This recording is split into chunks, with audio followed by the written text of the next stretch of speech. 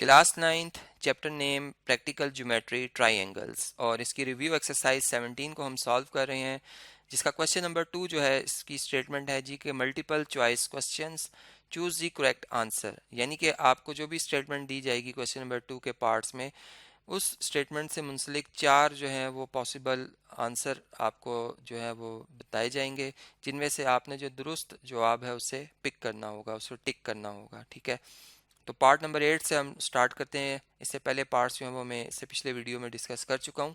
तो part number 8 में ये कह रहे हैं कि the medians of a triangle cut each other in the ratio.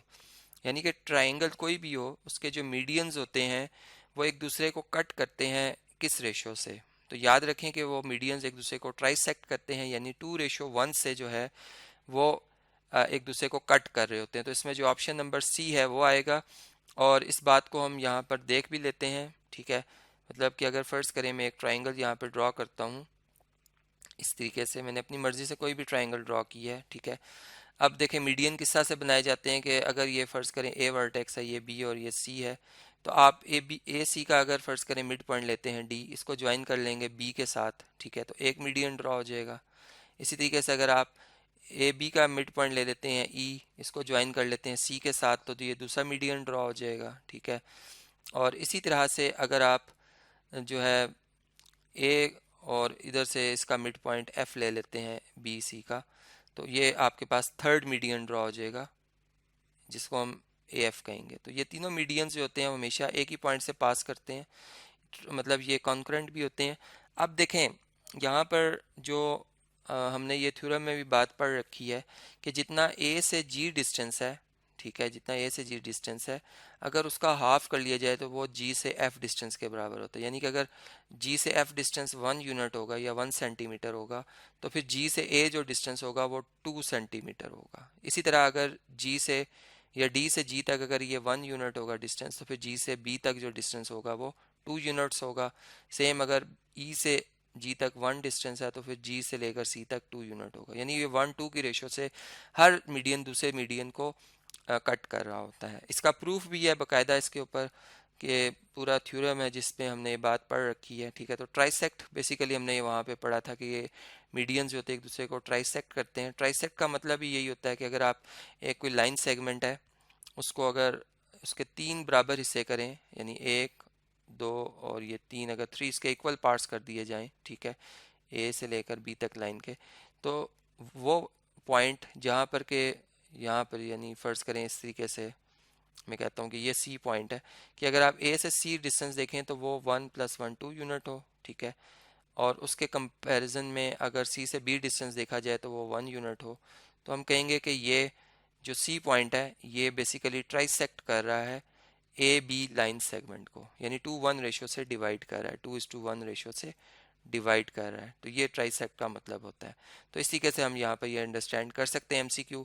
अब जो इससे नेक्स्ट पार्ट आ रहा है, नेक्स्ट जो क्वेश्चन आ रहा है, मतलब वो मैं आपसे अब डिस्कस करता हूँ जी। नेक्स्ट पार्ट है पार्ट नंबर 9। इसमें लिखा है कि one angle on the base of N isosceles triangle is 30 degree, what is the measure of its vertical angle. यानी कि अगर एक आइसोसेलेस ट्राइंगल हो, आइसोसेलेस ट्राइंगल एक ऐसी ट्राइंगल को कहते हैं जिसकी दो साइड्स जो होती हैं वो बराबर होती हैं। ठीक है, 2 साइड्स इक्वल होती हैं। ठीक है जी, तो अब अगर आप एक ऐसी ट्राइंगल बनाते हैं जिसमें कि उसके जो बेस एंगल है वो आप 30 डिग्री का रखते हैं, तो फिर दूसरा बेस एंगल भी 30 डिग्री का होगा, तो फिर उसका जो वर्टिकल एंगल होगा वो कितने डिग्री का होगा। यानी यहाँ पर अगर मैं यूँ कहूँ कि ये एंगल अगर 30 डिग्री है, फ़र्ज़ करें बहुत स्मॉल मेजरमेंट है, ये 30 डिग्री है। ठीक है, तो यहाँ भी जो एंगल बनेगा वो भी सेम इसी तरह 30 डिग्री का बन रहा है। ठीक है, और चूंकि ये दोनों साइड्स इक्वल हैं, ठीक है, यहाँ से इस तरीके से और ये भी इस तरीके से आएंगी, तो जहाँ पे आके ये मीट करती हैं, फ़र्ज़ करें ये वो कोई पॉइंट है। ठीक है,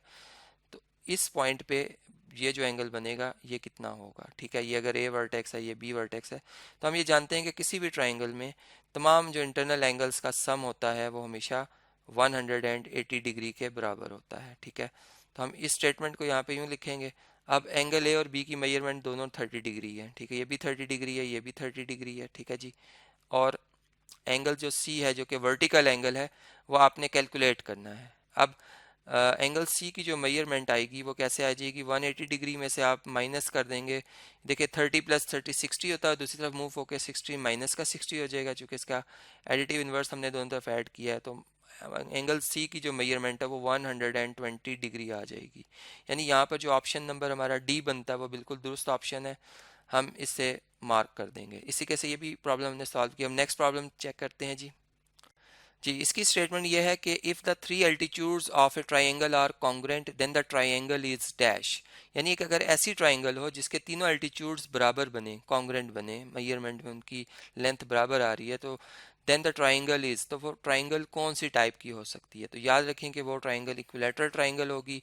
यानी अगर हम इस बात को रिवर्स में देखें कि मैं अगर यहाँ पर एक इक्विलैटरल ट्राइंगल बनाता हूँ, यानी कि ऐसी ट्राइंगल जिसकी तीनों साइड्स में बराबर बनाता हूँ, ठीक है, कि फ़र्ज़ करें कि ये वो ट्राइंगल जिसकी तीनों साइड्स बराबर हैं, ठीक है, ये इसका ए वर्टेक्स है, ये इसका बी वर्टेक्स है और ये इसका सी वर्टेक्स है।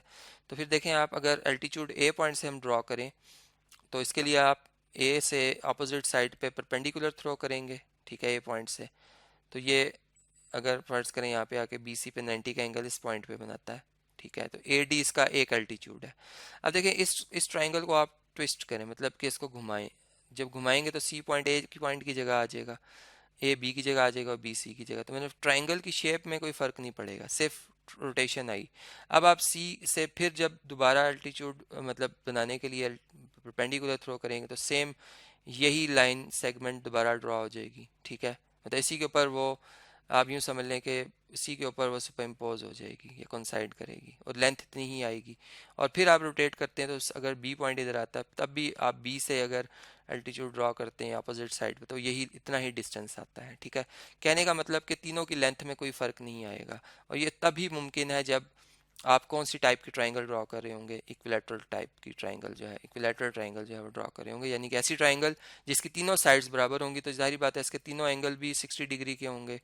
और जब आप इसमें रोटेशन लाएंगे तो आपको मतलब शेप में कोई महसूस नहीं होगा कि ट्राइंगल में कोई चेंज आया, सिर्फ वर्टिसेस में चेंजेस आएंगी, नामों में चेंजेस आएंगी, लेकिन जो शेप है वो वैसी की वैसी रहेगी, ठीक है। तो इस लिहाज से फिर हमें जो अल्टीट्यूड्स की लेंथ मिलेगी वो तीनों एल्टीट्यूड्स की लेंथ जो है वो बराबर बराबर मिलेगी, ठीक है जी। ये बात समझ आ गई। अब इससे जो नेक्स्ट एमसीक्यू आ रहा है वो आपसे मैं डिस्कस करता हूँ जी। 11th एमसीक्यू है जी, इसमें लिखा हुआ है कि if two medians of a triangle are congruent, यानी कि अगर एक ऐसी ट्राइंगल हो जिसके दो मीडियंस बराबर होंगे, then the triangle will be, तो ट्राइंगल कौन सी होनी चाहिए। तो याद रखें कि वो ट्राइंगल जो होगी फिर वो आइसोसेलेस ट्राइंगल होगी। यानी यहाँ पे जो ऑप्शन ए आ रहा है वो बिल्कुल दुरुस्त ऑप्शन होगा। अब हम इस बात को रिवर्स में सोचते हैं कि अगर हम एक ट्राइंगल आइसोसेलेस ट्राइंगल बनाते हैं, यानी कि एक ऐसी ट्राइंगल बनाते हैं जिसकी दो साइड्स हम बराबर बनाते हैं, ठीक है। तो फ़र्ज़ करें कि हम यहाँ से एक साइड इसकी ये बनाते हैं और एक साइड यहाँ से बना लेते हैं, ठीक है। अब ये पी पॉइंट है, फ़र्ज़ करें ये क्यू है और ये आर है, ठीक है। अब ये देखें यहाँ पे तो हमने चूँकि अब यहाँ पे क्या ड्रॉ करना है जी, मीडियन। मीडियन कैसे ड्रॉ होता है कि एक जो साइड है उसके मिड पॉइंट को, फ़र्ज़ करें ये एम मिड पॉइंट है पी आर साइड का, ठीक है। M is the midpoint of P R side. अब इस मिड पॉइंट को इसके ऑपोजिट वर्टेक्स से मिला दिया जाए तो ये एक मीडियन ड्रॉ होता है, ठीक है। अब इस ट्राइंगल को अगर आप रोटेट करते हैं, मतलब ये वाली साइड इधर आ जाए और जो ये मतलब साइड है ये इधर आ जाए, तो कोई फ़र्क नहीं पड़ेगा, मतलब हमें इसमें कोई फ़र्क नज़र नहीं आएगा, ठीक है। अब क्या हुआ कि ये जो साइड जो अभी पी आर आपको इधर लिखी नज़र आ रही है ये इधर आ गई है, ठीक है, पी क्यू सॉरी। अब इसका मिड पॉइंट अगर फ़र्ज़ करें एन है, ठीक है, यहाँ पर होगा तो वो इधर ही आएगा जहाँ पर एम पॉइंट है। और जब आप एन से आर तक का डिस्टेंस लेंगे, मीडियन ड्रॉ करेंगे, तो ये उतनी ही डिस्टेंस की लेंथ आएगी जितनी के एम से लेकर क्यू तक आई थी, ठीक है। तो सेम कोई फ़र्क हमें नज़र नहीं आएगा। जबकि इस इधर से अगर हम मीडियन ड्रॉ करेंगे तो ये हमें मतलब शेप में भी और वैसे भी प्रैक्टिकली भी हम देख रहे हैं कि एक फ़र्क नज़र आएगा कि अगर मैं यहाँ से इस मिड पॉइंट को, यानी जो कि ओ पॉइंट है, अगर इसको पी से ज्वाइन करता हूँ तो आप देख सकते हैं कि इस मीडियन की लेंथ जो है उन बाकी दो मीडियन की लेंथ से डिफरेंट आई है, ठीक है। बेशक ये कॉन्करेंट होते हैं कि पॉइंट पे तीनों मीडियन इंटरसेक्ट करते हैं, मतलब कट करते हैं एक दूसरे को, लेकिन इस थर्ड मीडियन की लेंथ इन दो मीडियन की लेंथ से डिफरेंट आएगी। तो इसलिए हम यहाँ पर आइसोसेलेस ट्राइंगल का हमने कहा था कि इस ट्राइंगल में ही ऐसा होता है कि इसके जो दो मीडियंस की जो लेंथ है या दो मीडियंस जो होते हैं वो कॉन्ग्रुएंट होते हैं इस ट्राइंगल में, आइसोसेलेस ट्राइंगल में। ठीक है जी। अब नेक्स्ट जो क्वेश्चन आ रहा है क्वेश्चन नंबर 3, वो मैं आपसे डिस्कस करता हूँ जी। नेक्स्ट क्वेश्चन है 3, जिसमें लिखा हुआ है डिफाइन द फॉलोइंग, और इसका पहला पार्ट है जिसमें हमने इन सेंटर को जो है वो डिफाइन करना है। तो सबसे पहले चलें इसको हम डिफाइन कर लेते हैं कि व्हाट इज़ इन सेंटर। ठीक है, चलें मैं स्क्रीन को थोड़ा सा स्क्रॉल डाउन कर लेता हूँ। और इन सेंटर की जो डेफिनेशन है, हम ये कह सकते हैं कि the internal bisectors of the angle of a triangle meet at a point is called the incenter of the triangle। यानी कि जो ट्राइंगल है उसके 3 इंटरनल एंगल होते हैं। हर एक इंटरनल एंगल का अगर आप बाइसेक्टर ड्रॉ करते हैं तो वो जो 3 इंटरनल एंगल बाइसेक्टर आप ड्रॉ करेंगे वो एक पॉइंट पे आके मीट करेंगे। उस पॉइंट को हम कहते हैं इन सेंटर ऑफ द ट्राइंगल। यानी यहाँ पर अगर फर्ज करें मैं एक ट्राइंगल बनाता हूँ, ये इस तरीके से एक ट्राइंगल है। ठीक है, यहाँ पर ये इसका ए वर्टेक्स है, ये इसका बी है और ये इसका सी वर्टेक्स है। ठीक है, अब इसके हर हर एंगल का हम एंगल बाई सेक्टर अगर ड्रॉ करें, एंगल ए का भी, सी का भी और बी का भी। ठीक है, तो देखें फर्ज करें एंगल बी का जो बाई सेक्टर है वो, सॉरी, इस बी पॉइंट से इसको पास होना चाहिए, एग्जैक्ट बी पॉइंट से। ठीक है, इधर से इस तरह से ये एंगल बी का बाई सेक्टर ड्रॉ हो गया। एंगल ए का जो है बाई सेक्टर वो यहाँ से ड्रॉ हो जाएगा, जो इस एंगल ए के 2 बराबर हिस्से करेगा। और जो एंगल सी का बाइसेक्टर है जो कि एक रे होती है वो यहाँ से पास होगी। तो आप देखें कि ये तीनों जो एंगल बाइसेक्टर्स हैं इंटरनल, वो एक ही पॉइंट पे आके मीट कर रहे हैं जिसे हम आई पॉइंट कह रहे हैं। और ये जो आई पॉइंट है इसे हम इसको हम सॉरी इन सेंटर कहते हैं या इंस्क्राइब्ड सेंटर कहते हैं। ठीक है, तो इस तरीके से ये हम डिफाइन कर सकते हैं। अब जो नेक्स्ट पार्ट आ रहा है सेकंड पार्ट, वो मैं आपसे डिस्कस करता हूँ जी। नेक्स्ट पार्ट है सरकम सेंटर। तो सरकम सेंटर को हम कैसे डिफाइन कर सकते हैं? इसको हम यूँ डिफाइन कर सकते हैं कि the point of concurrency of the 3 perpendicular bisectors of the sides of a triangle is called the circumcentre of the triangle. Sorry, मैंने यहाँ पे स्पेलिंग्स ठीक किए हैं। तो is called the circumcentre of the triangle, यानी कि अगर आप किसी भी ट्राइंगल के 3 जो साइड्स होती हैं उनके 3 यानी परपेंडिकुलर बाइसेक्टर्स ड्रॉ करेंगे तो वो एक ही पॉइंट पे आके मीट करते हैं, और उस पॉइंट ऑफ कॉन्करेंसी को हम कहते हैं सरकम सेंटर। यानी यहाँ पर अगर मैं डायग्राम से आपको समझा दूँ कि ये एक ट्राइंगल है फ़र्ज़ करें। ठीक है, ये इस तरीके से, और ये इसके वर्टिसेस हैं, ये ए वर्टेक्स है, ये बी वर्टेक्स है, ये सी वर्टेक्स है। ठीक है, अब मैं इसके मतलब 3 बाई जो अल्टीट्यूड्स, सॉरी 3 जो है राइट बाई सेक्टर्स ड्रॉ कर रहा हूँ या परपेंडिकुलर बाई सेक्टर्स, जो कि इसके मिड पॉइंट से और 90 का एंगल बनाती हुई लाइन ड्रॉ होगी। ठीक है, तो फ़र्ज़ करें इस तरीके से वो लाइन ड्रॉ होती है। ठीक है, यहाँ तक चलें इस तरह से ड्रॉ कर लेते हैं। ये एक राइट बाई सेक्टर ड्रॉ हो गया, यानी एसी का राइट बाई सेक्टर ड्रॉ हो गया। ठीक है जी, और जो इधर 90 का एंगल बना रहा है। ठीक है, ये कॉर्नर एंगल। इसी तरह से बीसी का राइट बाई सेक्टर हम ड्रॉ करते हैं जो इसके मिड पॉइंट से पास होगी लाइन इस तरीके से, और इस तरह से, इस तरह से। ठीक है, तो ये बीसी का राइट बाई सेक्टर हो गया, और इसी तरह से ए बी का राइट बाई सेक्टर उसके मिड पॉइंट से पास होगा इस तरह से। और इसको हम अगर बैक साइड पे एक्सटेंड कर लें, या दोबारा मैं इसे ड्रॉ करता हूँ, इससे नीट नहीं ड्रॉ हुआ ये, कि अगर हम इस तरीके से इसको ड्रॉ करते हैं। ठीक है, मतलब ये इसके साथ 90 का एंगल भी बनानी चाहिए लाइन, और इस तरीके से स्केल से ड्रॉ करेंगे तो बिल्कुल स्ट्रेट बनेगी। ठीक है, ये देख सकते हैं आप कि ये तीनों राइट बाई सेक्टर कॉन्करेंट होते हैं, और इस पॉइंट को जो है ओ पॉइंट को हम कहते हैं सरकम सेंटर। ठीक है जी, तो इस तरीके से ये बात जो है हम अंडरस्टैंड कर सकते हैं जी। तो नेक्स्ट पार्ट आ रहा है ऑर्थो सेंटर। ऑर्थो सेंटर को हम यूँ डिफाइन कर सकते हैं कि the point of concurrency of the 3 altitudes of a triangle is called ortho centre. ठीक है, तो यहाँ पर मैं ट्राइंगल पहले ड्रॉ करता हूँ जी।